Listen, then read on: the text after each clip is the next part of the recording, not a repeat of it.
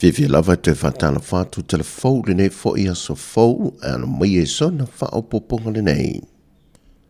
Wanga ioi le ofiso le pūlengo tangata ta whao mai mo mai whafo. E sila le mata aupu na tula mai e te whaasea se tasio te mai ta e tu risin te whao mai whafo. Na ngai se tasio mata anga lea te nui sa la whai le afua au i vailoa palauli. Na ia whaalia i le ata sa tu wine lunga o peng te whai langi.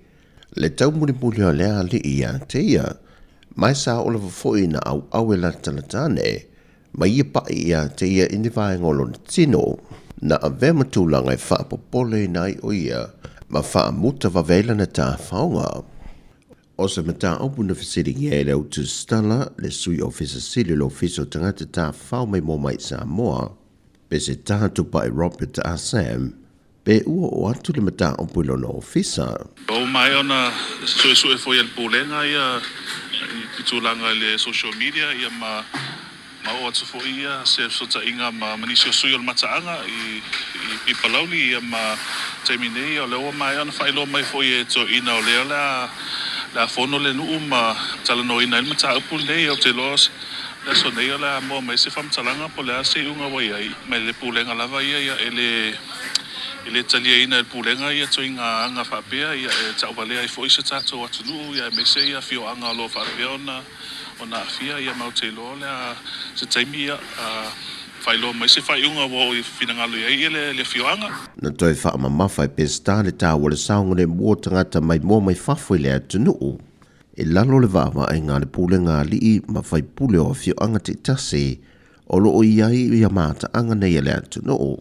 O tala ave le mātango fio Sāmoa e te tau o le wha awau pēr le tu inatu e tu risi tā whawhau mai, i isi atunu o laulangi e maisi o lātu atunu e a fio mai ai, ono le tasi leo alanga se lenia lo tātu atunu i lona tamau ainga o le vaengo tu risi, ai o tala ave e le tali malo le leo tātu tangata.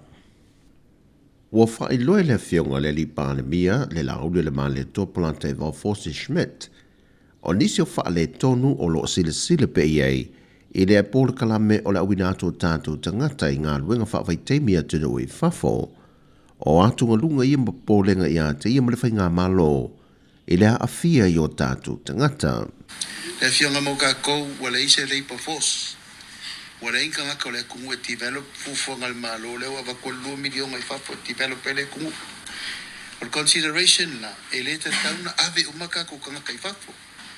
E ka kaunga encourage kupulanga o le kungu. E ke ngofo e develop la waki nga ele ufai. A kongo e whenkala makanga. A le kaungu unga long term. O le koko ale ke kokoa i le kausanga ningi. E o alonga ponga ki whapea o fuar koko loha. Like what's happened in New Zealand. All those apples and pears, oranges were grown in the last 20 years. Still harvesting.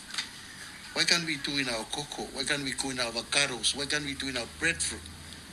O le mawhauwhaunga ngā le kupu kemingei. Kupulanga i e whai mai. Awangi i oso le me vave. Easy come, easy go. Hard come, hard go. A i ti sign le mawhauwhau tupulanga. I a whai le whai unga sao. I a lela ukupu ngei. O mai au employers, ave ka kukangaka, la mele kupu. Ele i malu ka ko whainga whawai. O aku ese an kong kalake i sangi, ngi ese me kupui o. Ese SEP, ese mea.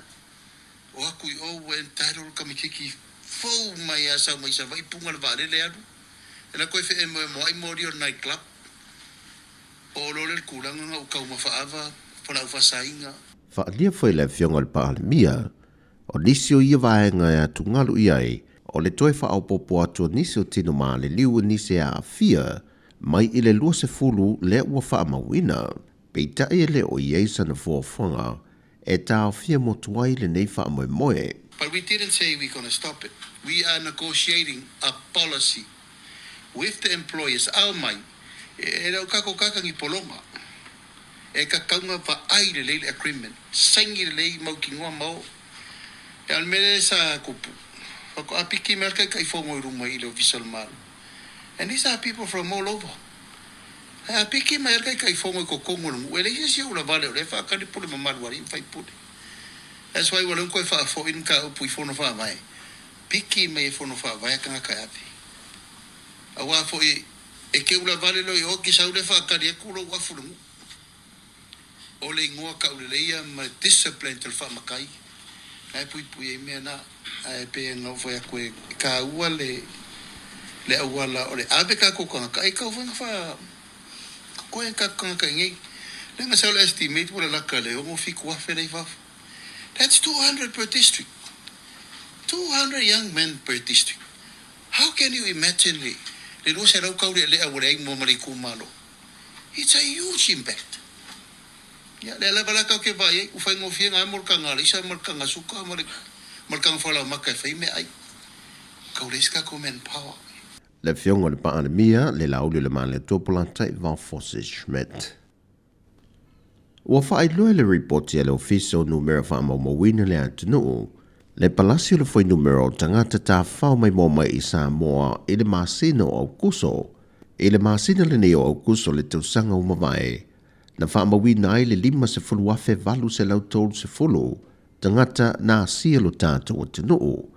Ai le whaamawina o le māsina le nei, wa pau I lalo I le 2 ma le 2 afe, iwa se lau fitu se ma le fitu, o le ono afe valu se lau iwa sifun ma le wha, o le au whai o turisi po tangata nā se simai, mai no o atu le tei tolu se fulu aso o no fui o lutatu o tunu. Ai o le valu afe 5 se lau valu sifun ma le tonu, o le au whai o tatu tau ainga, sa malanga mai mala no fulava o latu ainga, mai o lo whamawina ai, o ni usila le atunu le pito isidi o na mawalunga le au whai o tangata malanga mai ai. Lena o atu le valu afe iwa se lau fitu se fulma le wha, so o atu iaima o se tālia, I le wha afe ma le 5, o Amerika e afe wha se lau valu se fulma le valu, ma Amerika Sāmoa e ono se lau 5 se fulma le ono, ma isi atunu e le au whainga e fitu afe valu se lau 5 se fulma le wha. O tana fawia, manuele nei aso si o tātu atunu, wha soi foia.